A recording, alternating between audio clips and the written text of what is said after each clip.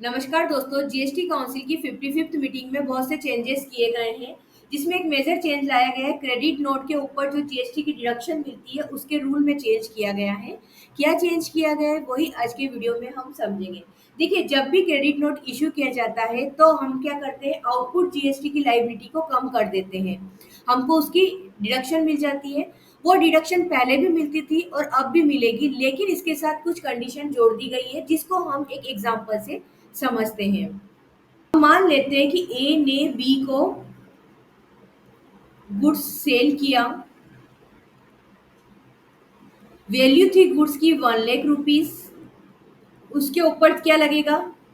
GST. GST माना कि 18% से, तो जीएसटी कितना हो गया? 18,000 का जीएसटी हो गया। ए क्या है यहाँ पर? सेलर। बी क्या हो गया? बायर। अब ए सेलर है, तो इसके लिए क्या हुआ? आउटपुट जीएसटी हो गया। उसको ए ने जब सेल किया होगा, तो इसको अपने जीएसटीआर 1 में दिखाना होगा। जीएसटीआर 1 में वो क्या करेगा? 1 लाख की वैल्यू का गुड्स जो उसने बेचा है वो शो करेगा। साथ में उसके ऊपर जीएसटी भी दिखाएगा 18,000 का। यही करेगा वो जीएसटीआर 1 में, ठीक है।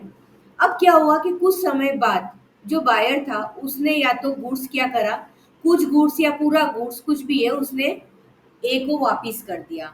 ए को यहाँ पे मान लेते हैं हम, तो उसने 60,000 का वैल्यू का गुड्स रिटर्न कर दिया।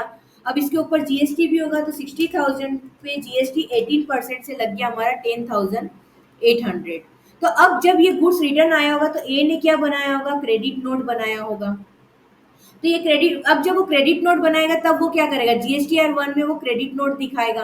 क्रेडिट नोट कितने का दिखाएगा? 60,000, और उसके ऊपर जीएसटी 10,800। इसका फाइनल इफेक्ट क्या होता था? जब हम क्रेडिट नोट की एंट्री लेते थे, तो उसका फाइनल इफेक्ट क्या होता था कि ये जो लायबिलिटी थी, ये जो 18,000 की लायबिलिटी थी, वो कम हो जाती थी। मतलब वैल्यू कितनी हो जाएगी? 40,000 की, और जीएसटी कितना हो जाता? 18,000 माइनस 10,800, मतलब 7,200 की लायबिलिटी हो जाती थी। मतलब लायबिलिटी क्या हो जाती? रिड्यूस हो जाती थी। ये जीएसटी में होता था, ठीक है, ये ए करता था। अभी भी यही होगा, अभी भी सेम होगा।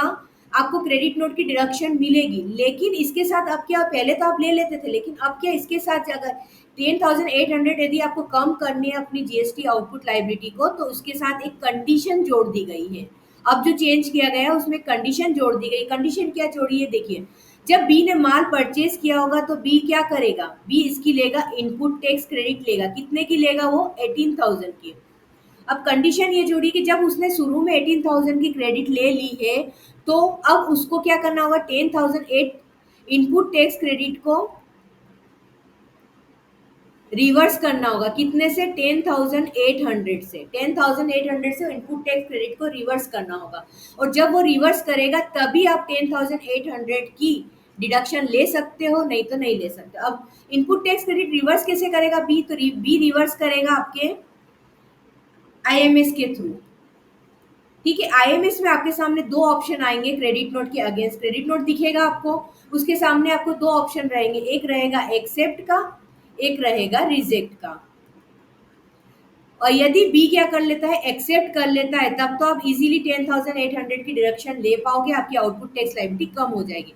लेकिन मान लेते हैं कि बी ने क्या किया? एक्सेप्ट नहीं किया, उसने रिजेक्ट कर दिया, तो आपको पूरा की पूरा 18,000 ही पे करना होगा। आप इसकी डिडक्शन नहीं ले सकते। दोस्तों, ये जो चेंज लाया गया है, ये आपको कैसा लगा है? कमेंट बॉक्स में कमेंट करके जरूर बताइए। वीडियो पसंद आया हो तो इसको लाइक और शेयर करना ना भूलें। Thank you.